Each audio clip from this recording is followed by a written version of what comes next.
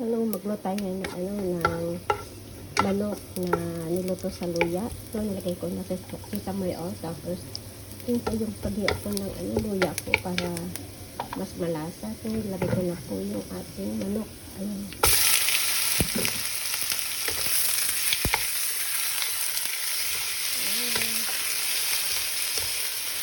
Sabisa-bisa po natin para po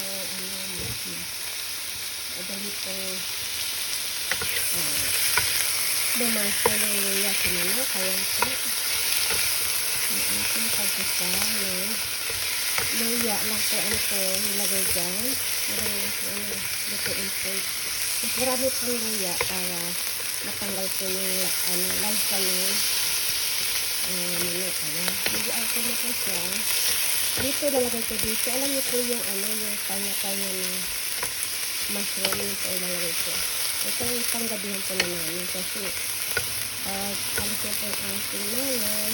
Dito na po maharap na siya ito madulo. So ito, habang maaga nagmuturo tayo ng ating gabihan, lunch, tanghalian, para sabay-sabay na po, para ipaitan na po mamaya. Ayan. Sabay-sabay na po. So yun, medyo lutuin natin at ito, ilalagay ko na rin po yung ating mushroom para magisa na rin.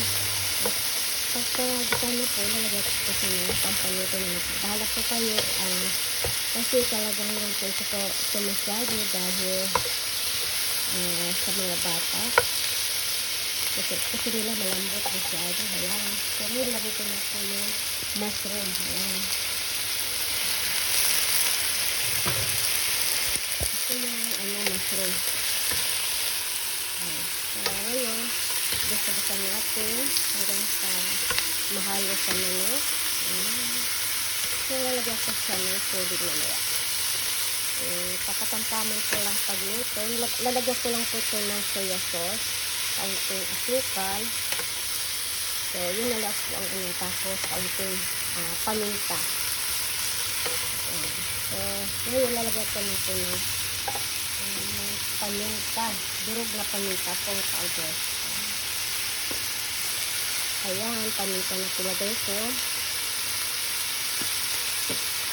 So, mamaya na po, lansahan ko na lang po na nalalagyan ko po siya ng asukal.